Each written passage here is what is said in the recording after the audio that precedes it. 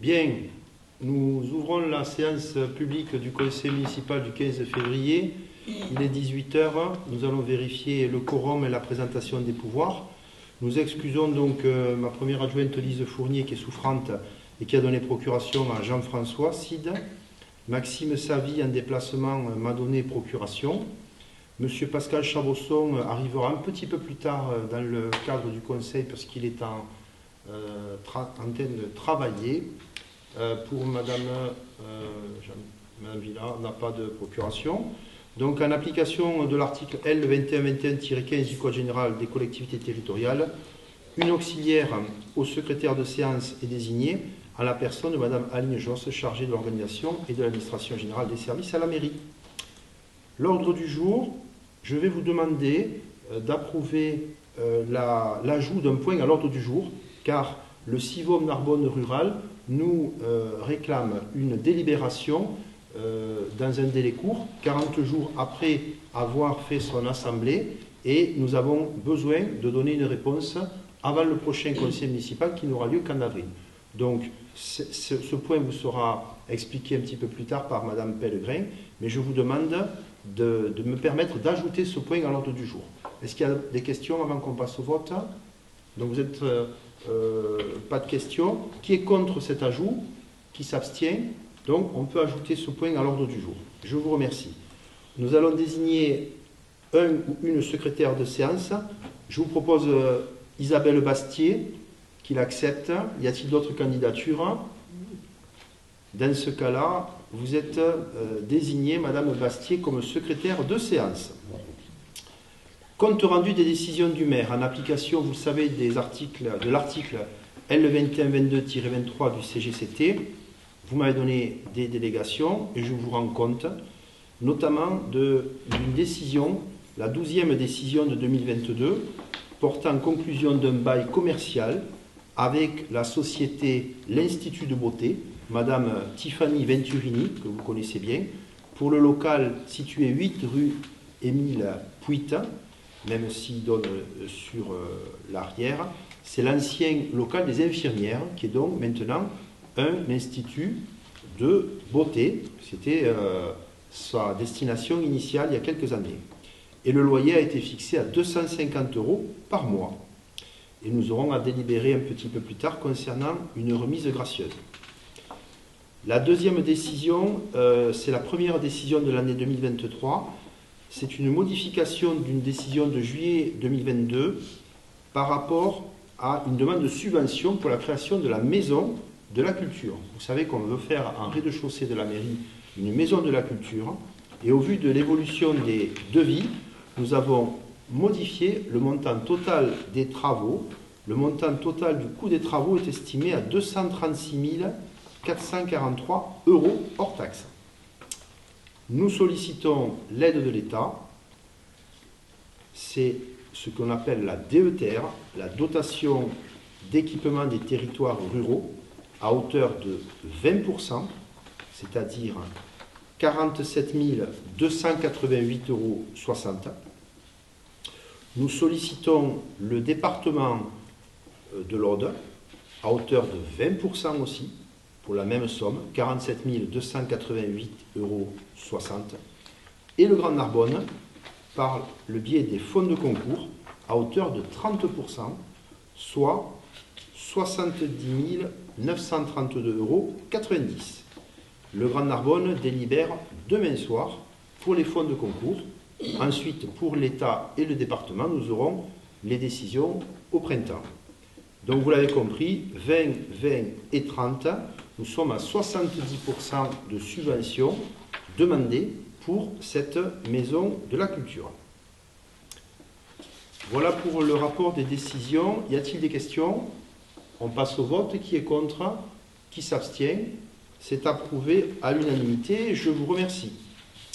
Le point numéro 2 concerne l'approbation du procès-verbal de notre précédente réunion du 17 novembre. Vous l'avez reçu avec votre convocation du 9 février. Y a-t-il des questions ou des observations? Pas de questions, pas d'observations. On va procéder au vote. Qui est contre? Qui s'abstient? C'est approuvé à l'unanimité. Je vous remercie. Le point suivant concerne les finances et notamment l'autorisation d'engager, liquider et mandater des dépenses d'investissement.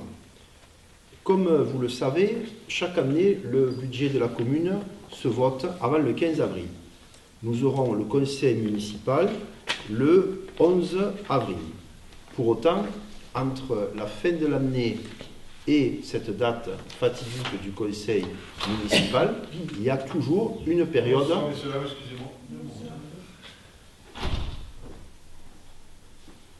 Il y a toujours une période pendant laquelle la comptabilité ne peut payer de factures d'investissement, peut payer les factures de fonctionnement, mais pas les factures d'investissement, tant qu'il n'y a pas de décision.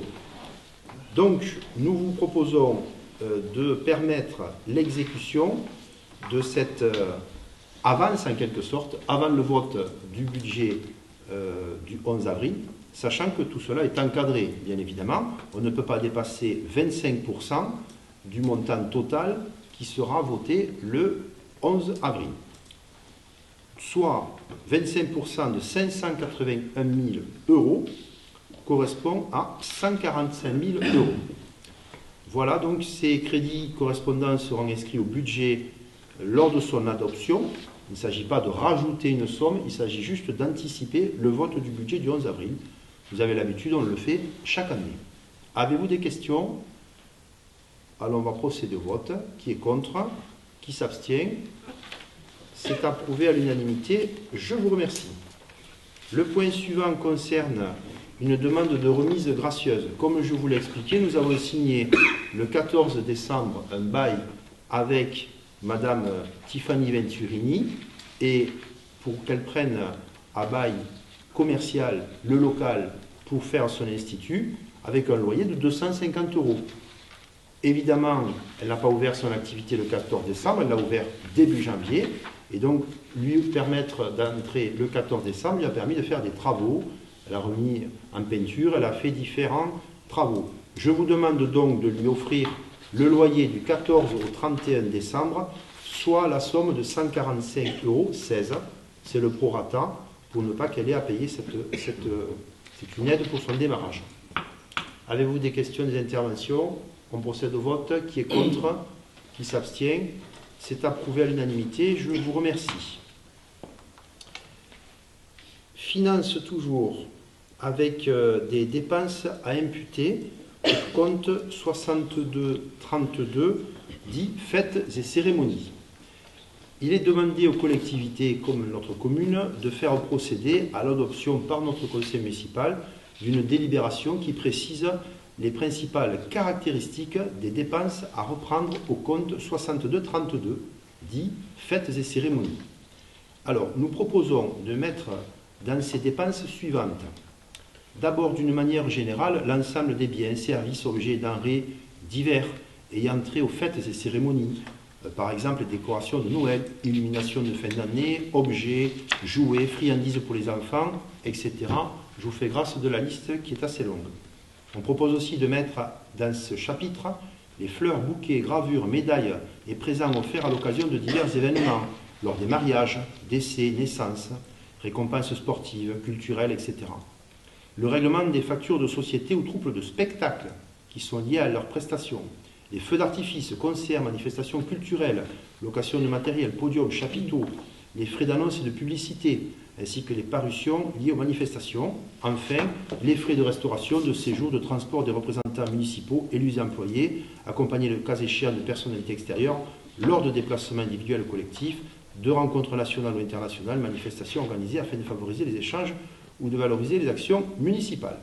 Donc ça, ce sont des conditions qui existent déjà, il n'y a rien qui a été inventé de notre part, et c'est ce qu'on vous propose d'écrire dans ce compte 6232.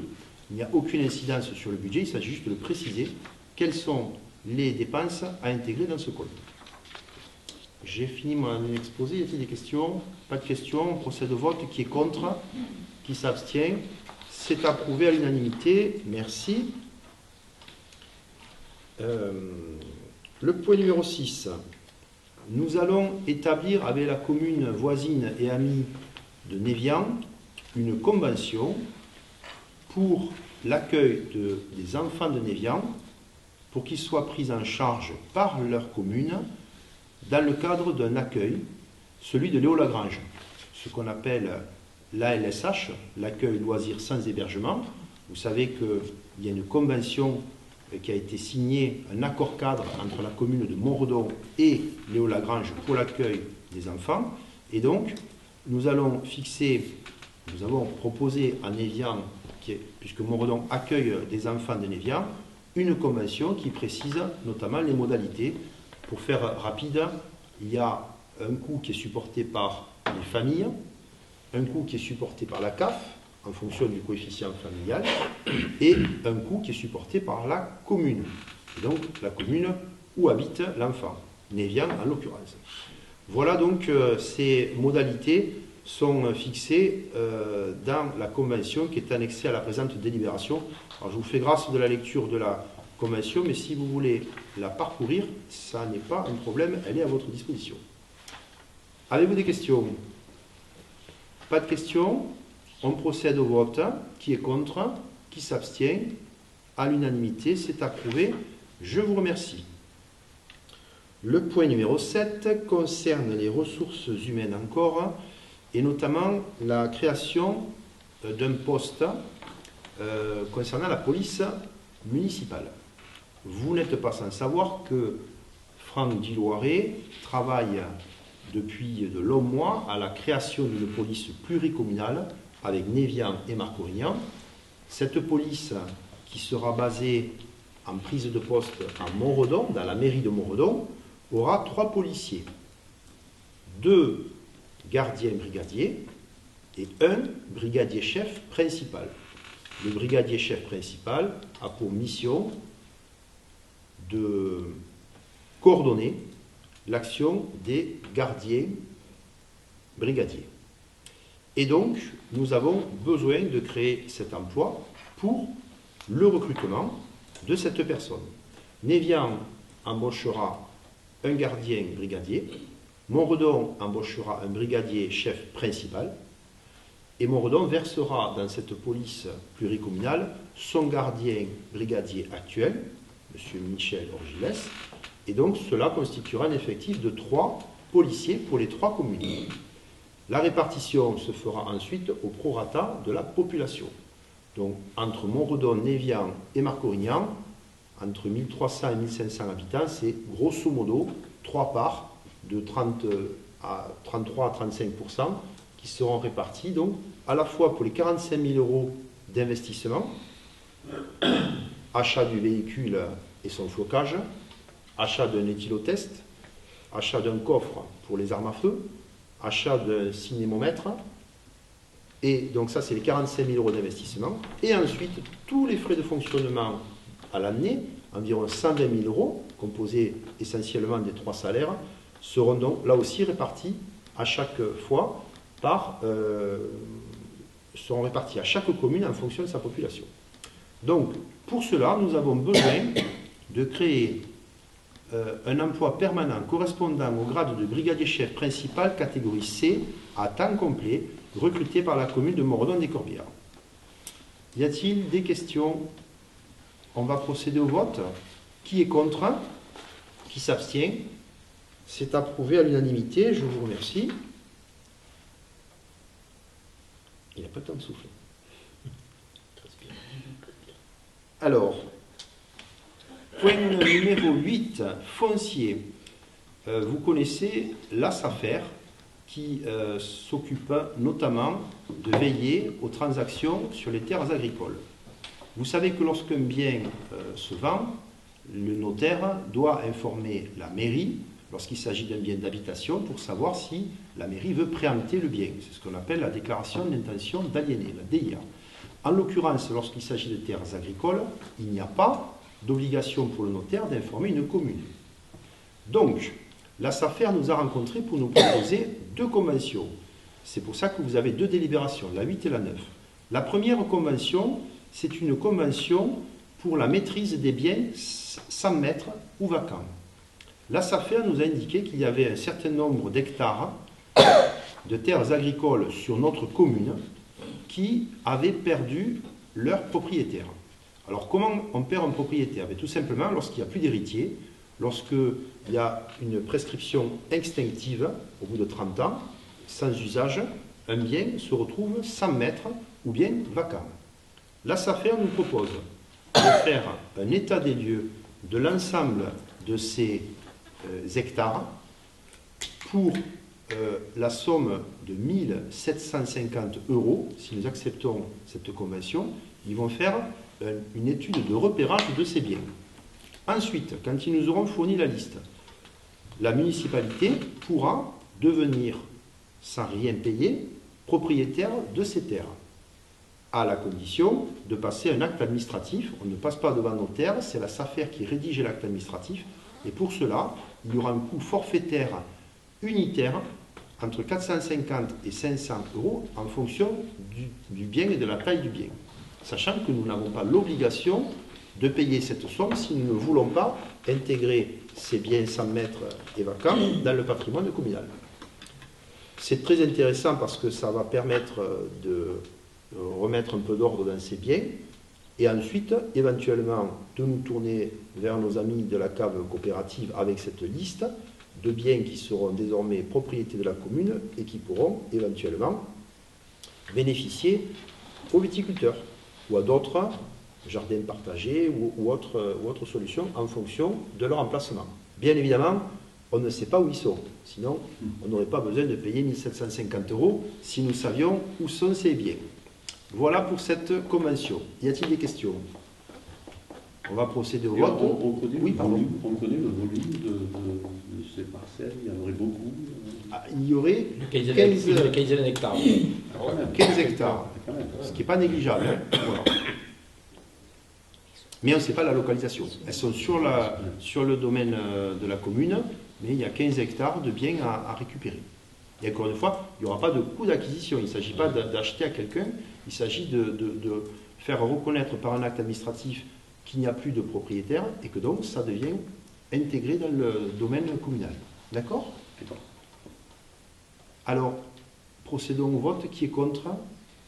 Qui s'abstient? C'est approuvé à l'unanimité. La deuxième convention que nous propose la SAFER constitue un outil informatique qui s'appelle Vigifoncier. Comme je vous l'ai dit, on n'est pas informé en tant que municipalité qu'un bien se vend. On n'a pas d'ailleurs vocation à empêcher surtout deux agriculteurs, deux viticulteurs d'échanger leurs terres. Mais il y a environ 5 déclarations par an d'intention d'aliéner de terres agricoles. Et cela échappe à notre vigilance. Ça peut avoir beaucoup d'importance. Regardez, lorsque la ville de Narbonne a acheté des terres agricoles sur Montredon et qu'ensuite elle veut en faire une aire de grand passage, si nous avions été informés de cela, peut-être que nous aurions pu empêcher cela. L'objectif n'est pas d'empêcher, bien sûr, deux agriculteurs de s'échanger des terres. L'objectif, c'est que la SAFER, avec cette convention, nous alertera qu'elle est saisie par le notaire et qu'elle nous demande si nous avons un intérêt communal ou pas. On ne pourra pas préempter, ce sera la SAFER, si on montre l'intérêt, ce sera la SAFER qui fera la préemption, mais ensuite, elle pourra nous revendre la parcelle si elle nous intéresse. Le coût de cette convention s'élève à 430 € la première année, avec les frais de mise en place du logiciel. C'est un logiciel où nous avons une alerte, on clique sur la carte, on voit la parcelle, le prix de vente, le nom du vendeur et la catégorie socio-professionnelle de l'acquéreur. En l'occurrence, est-ce que c'est un agriculteur, est-ce que c'est pas un artisan ou quelqu'un qui n'est pas agriculteur notamment. Les années suivantes, le coût est estimé à environ 230 € sur la base de 5 déclarations d'intention, puisque en fait c'est en fonction du nombre d'intentions d'aliéner par an.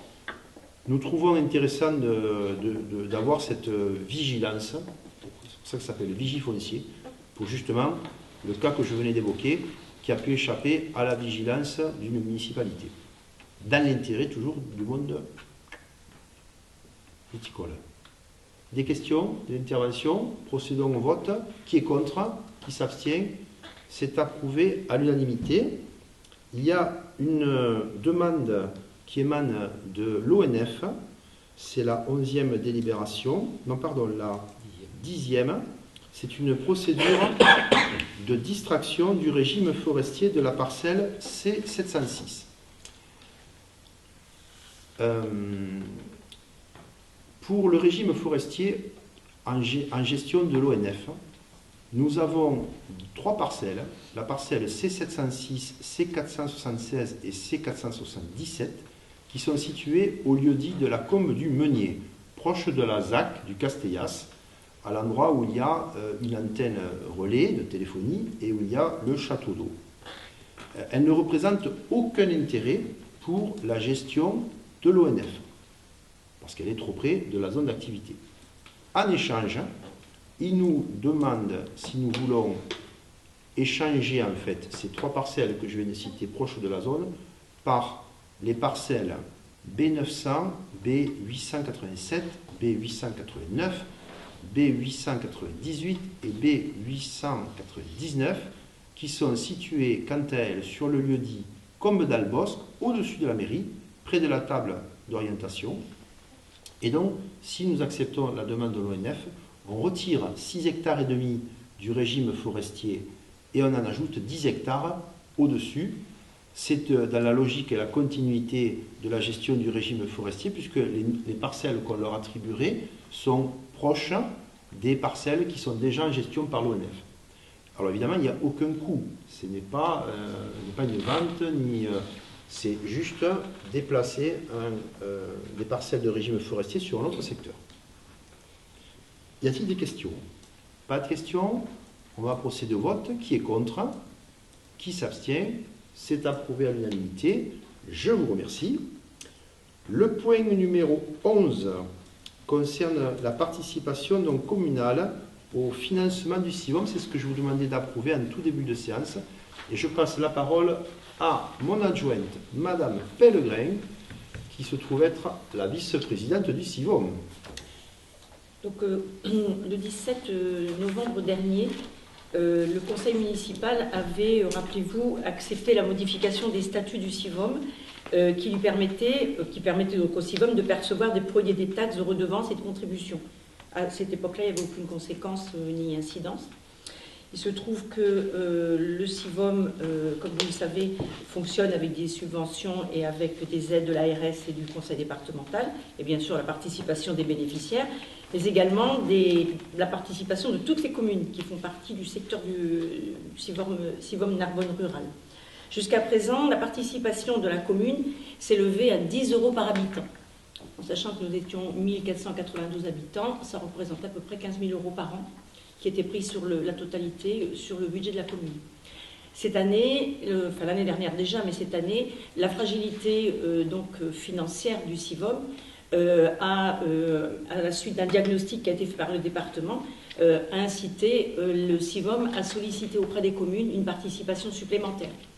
C'est-à-dire que le département participant au taux horaire d'intervention du CIVOM, alors à hauteur de 22 €, alors qu'une heure d'intervention chez un bénéficiaire est de 25 €. Ça veut dire qu'à chaque fois que le CIVOM intervient chez un bénéficiaire, le CIVOM perd 3 € de l'heure. Il y a une difficulté également qui entraîne les difficultés financières du CIVOM, c'est la difficulté à recruter. Parce que ce n'est pas un métier attractif. Et du coup, le CIVOM ne peut pas, du fait de ne pas pouvoir recruter, le CIVOM ne peut pas exécuter les heures chez les bénéficiaires et par conséquent ne peut pas les facturer.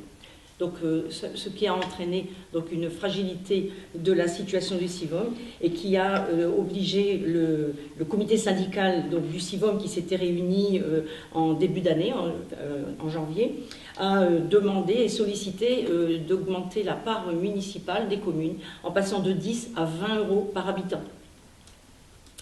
La possibilité de pouvoir fiscaliser cette augmentation nous était offerte puisqu'on pouvait répercuter sur les impôts fonciers, sur le foncier bâti, sur chaque habitant. Nous, l'augmentation de cette participation qui passerait donc de 15 à 30 000 €, nous souhaitons la prendre en totalité sur le budget communal, de façon à ne pas impacter les habitants, qui sont déjà, comme tout le monde, impactés par l'augmentation du coût de la vie, par l'inflation. Et voilà, on ne souhaite pas augmenter les impôts fonciers sur la commune. Et donc, je vous demande d'accepter la participation, que la commune participe, bien sûr, à hauteur de 20 € par habitant, mais que ce soit pris sur l'ensemble et la totalité du budget communal, qui passera donc de 15 à 30 000 euros, bien sûr. Très bien. Ça a été très bien expliqué. C'est pas un souci, pardon, je m'excuse, mais c'est un souci aussi de notre part de coller à notre souhait de solidarité. Hein. Tout le monde n'a pas le même sens du mot solidarité, on le sait, mais en l'occurrence, si on veut que le CIVOM continue à intervenir chez nos seniors, chez nos personnes les plus modestes, parce qu'il y a d'autres systèmes que le CIVOM pour intervenir. On a des sociétés privées, mais ce n'est pas du tout les mêmes conditions. Et le reste à charge chez les personnes, modestes notamment, n'a rien à voir.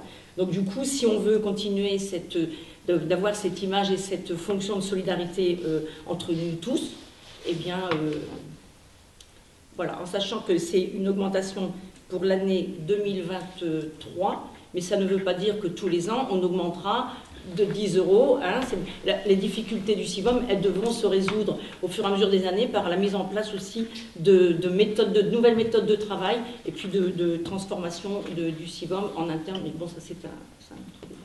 Je pourrais vous en informer plus tard. Une question? Oui, c'est juste un petit peu pour mieux comprendre le fonctionnement.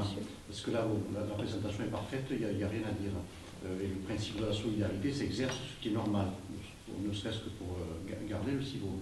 Par contre, cette participation au niveau des communes, est-ce qu'il y a les mêmes répercussions sur le département et sur l'ensemble des partenaires qui participent? Parce que bon, oui pour les particuliers, oui pour la commune, mais est-ce que le département et tous les autres partenaires ont les mêmes engagements? Parce que ce diagnostic-là, il est fait par le département. Il a été fait par le département, voilà. Il a été entièrement réalisé et financé par le département. Oui. C'est ce qui a fait que, d'abord, une chose qui est importante, c'est ce qui est sorti du diagnostic, c'est que le CIVOM, ce n'était pas mal géré. En fait, le CIVOM n'est pas mal géré. C'est simplement que la participation du département, elle est telle que, je vous l'ai expliqué, de 22 € et que le département actuellement n'a pas encore budgété une augmentation. Ce que le département a fait à la suite de ce diagnostic, par contre, c'est de mieux rémunérer les dimanches et les jours fériés et les week-ends. C'est-à-dire, au lieu de donner 22 € de l'heure sur les week-ends, les fériés et les dimanches, enfin les week-ends, samedi, dimanche, il va donner une part un petit peu plus importante, que très honnêtement, j'ai pas là mais que je pourrais te donner, voilà, ils augmentent. Mais malheureusement, je dirais que l'ensemble des heures qui sont effectuées, elles sont pas effectuées, le maximum d'heures, il n'est pas effectué le week-end, il est effectué dans la semaine. Ça d'accord, complètement. Et du coup, par contre, si cette année le département n'a pas validé, parce que d'abord il n'a pas voté son budget, donc on ne sait pas encore où on va, et le président du CIVOM a rencontré le département, qui pour l'instant n'a pu augmenter que de 2 € sa participation, et verra peut-être pour l'année prochaine comment ça peut se budgéter. Et l'ARS aussi doit intervenir et savoir quelle est la participation de l'Agence régionale de santé, parce qu'effectivement, il n'y a pas que le contribuable qui doit... voilà. Ouais. Après, on pourra, si ça devient nécessaire, on pourrait aussi faire une information plus précise et plus importante pour les élus qui le souhaiteraient sur la situation du CIVOM. Il y a des communes qui l'ont fait. Et donc c'est tout à fait possible de faire une communication, mais ne serait-ce que même aux habitants pour leur expliquer. Parce que là, quelle est la différence après entre le chèque impôt-service? Est-ce qu'il y a une variable d'ajustement entre le chèque impôt-service et la prestation bénéficiaire? On est à quel niveau? Est-ce qu'on est plus cher au niveau du CIVOM? Est-ce qu'on a des garanties qui sont... le département participe de la même manière, que ce soit pour les sociétés privées ou le CESU, elle participe de la même manière. Donc comme le CIVOM, c'est un outil c'est un service public qui a été quand même mis en place il y a quand même... ouais. Ce diagnostic, c'est une forme d'audit qui a eu... C'est un audit, oui, c'est complet. C'est un audit. Des pistes d'amélioration. Et qui a proposé des pistes. Après, alors, il y avait une piste qui était la solution catastrophe, qui était de fermer le service du CIVOM et puis de demander aux communes de, entre guillemets, récupérer les agents du CIVOM. Mais que faire de ces agents dans une commune qui n'a pas de besoin? Et toutes les communes ont été d'accord pour continuer à ce que le CIVOM fonctionne. Mais c'est vrai que la question a été soulevée par plusieurs maires des communes qui disent « Nous, on veut bien aider à sauver le CIVOM en 2023, mais il faut mettre en place des choses pour permettre qu'en 2024, 2025, etc., qu'on ne se retrouve pas... Là, la commune est un petit peu devant le fait accompli. Toutes les communes ont été devant le fait accompli. D'ajustement d'une manière ou d'une autre, mais si dans un an, il faut remettre, dans 6 mois, on recommence pour tout un tas d'autres raisons... Il y a une prise en compte du président, bien sûr, du CIVOM. Il y a une étude aussi donc, à faire au niveau de la qualité, de la qualification des personnes prises en compte. Vous savez qu'il y a les GIR, hein, donc il y a une prise en charge qui est différente si on est en GIR 3, en GIR 4 ou en GIR 6. Donc c'est pour ça que souvent le CIVOM va intervenir sur des situations, malheureusement, qui sont... comme le social, comme beaucoup de choses déficitaires par essence, parce que délaissées par les services privés qui, eux, prennent parfois aussi les situations les plus faciles à prendre en compte. Donc, on est tous vigilants. On a été réunis, tous les maires, par le président Édouard Rocher. On a bien dit, donc, on était d'accord pour cette situation exceptionnelle qui se rencontre, qu'il y a véritablement un travail de fond à faire pour réduire ce déficit qui est grosso modo entre 23 et 26 euros, entre le coût réel de la charge et aussi le coût donc pris en charge par le département. Il faut savoir que l'augmentation du point d'indice des fonctionnaires au 1er juillet a pesé lourdement. La loi Ségur a pesé lourdement sur les coûts du CIVOM, l'augmentation du coût du carburant. Tout ça a eu beaucoup d'impact, comme nous, communes, et donc c'est pour ça que cette situation exceptionnelle cette année, on espère ne plus avoir à l'avoir dans les années à venir grâce au travail qui va être mené. Et en tout cas, on sera vigilant parce qu'on n'est pas... on veut bien que le service bénéficie aux administrés, qu'il y ait cette solidarité, mais que ce ne soit pas une gabegie, puisque le coût a beaucoup augmenté. On est passé de 7 à 9 euros, 10 euros, maintenant 20 euros par habitant. Il faut qu'il y ait quelque chose qui soit restructuré, mais ils ont pris en compte, l'audit a pris tout ça en compte, notamment le siège à Montredon qui a coûté sur les fonds propres du CIVOM. Tout ça nous a été bien expliqué. Il s'agit donc de situations qui sont pour partie endémiques, mais en grosse partie exceptionnelles à cause de toutes ces charges de fonctionnement plus importantes cette année. Voilà. Parce que là, la part des deux ménagères qui est titulaire, elle est de combien à peu près par rapport à l'effectif global? On le sait. C'est-à-dire là, actuellement, il y a des aides ménagères qui interviennent chez les bénéficiaires. Oui. Et on parle effectivement du point d'indice de la fonction publique, mais sur l'ensemble des personnels, elles ne sont pas toutes titulaires. Non, elles ne sont pas toutes titulaires. Non. Voilà, il y en a 30%. Il y a beaucoup d'ailleurs de personnes en CDD, en situation précaire. CDD, et il faut savoir quand même que les CDD, ça coûte plus cher. Un CDD coûte plus cher qu'une personne qui est titulaire de son poste, qui est... oui, parce qu'il y a des incidences sur les primes de précarité, etc. Et les charges aussi, le pourcentage de charges aussi, qui est différent. Voilà. Et du coup, ils sont en train de travailler dessus. L'objectif, c'était quand même de ne pas fermer le service d'aide à domicile. Et comme nous disait monsieur le maire, c'est révélateur. C'est-à-dire que toutes les personnes qui sont en GIR 6, 5, qui ne sont pas des personnes très en grande difficulté, elles vont plutôt faire appel à la DMR à domicile plus ou à des sociétés comme ça qui, elles, c'est du privé, hein, donc voilà. Et puis, ces sociétés-là ne veulent pas les GIR 1 et 2, qui sont des personnes généralement qui restent à domicile, mais qui sont des fois dans des situations de santé très catastrophiques, même pour certaines. Voilà, il faut les écouter, les aides à domicile, pour comprendre. Et du coup, il reste au CIVOM les cas les plus graves et ceux qui demandent plus de temps et de soins. Voilà. Et après, on a quand même des répercussions, et ça n'a rien à voir avec la participation. Il faut savoir que tout augmente en ce moment. Par exemple, il y a les repas, et le CIVOM n'a pas répercuté les augmentations de repas, les portages des repas. Les repas ont augmenté, parce que la matière première a augmenté, les coûts de transport ont augmenté. Et du coup, ils sont en train de vraiment gérer une situation de crise sans précédent. Merci. Voilà. D'autres questions, d'autres interventions? On va procéder au vote. Donc, vous l'avez bien compris, le choix de la municipalité de Montredon, il y avait 3 choix: fiscaliser 20 €, fiscaliser 10 € ou ne rien fiscaliser du tout et prendre les 20 € sur la part. Le travail qui est fait par nos services, vous le verrez, et par les élus, de réduction des coûts de fonctionnement, on le verra lors du budget présenté en avril. On arrive chaque année à sortir 450 000 € environ de capacité d'autofinancement sur un budget de 2 millions de fonctionnement. Donc on est encore en capacité.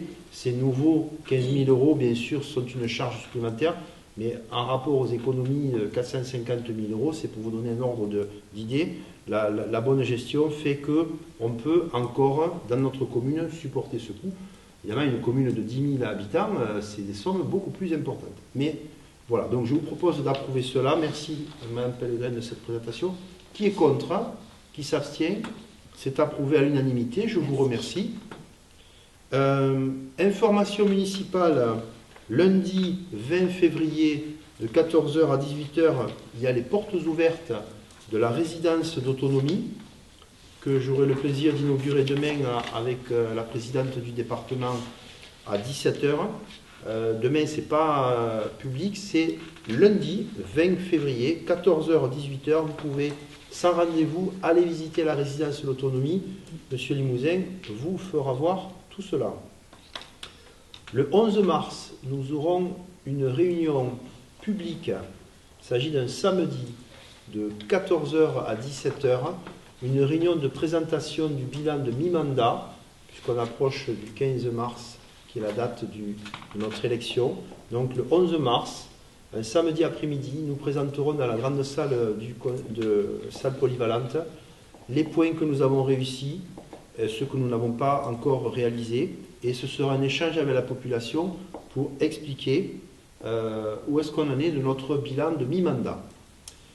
Le 28 mars, à 17 h cette fois-ci, nous aurons une réunion avec les porteurs du projet photovoltaïque. Element Green viendra présenter à l'ensemble de la population notre projet de photovoltaïque sur l'ancienne casse automobile, répondra aux questions, présentera donc son budget participatif. Vous savez que les Montredonnais peuvent prendre des parts dans cette activité, avec un placement qui peut rapporter. Et puis c'est aussi l'occasion d'expliquer ce que ça produira comme énergie. Ce sera donc le 28 mars. Enfin, le prochain conseil municipal pour voter le budget, je vous l'ai dit tout à l'heure, avant le 15 avril, c'est donc le 11 avril qu'il y aura le conseil municipal au cours duquel donc, nous voterons le budget. Nous voterons aussi les subventions aux associations.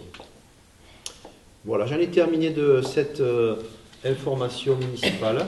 Je vous remercie d'avoir participé à ce premier conseil municipal de l'année et je vous souhaite une bonne soirée. La séance est levée. Merci.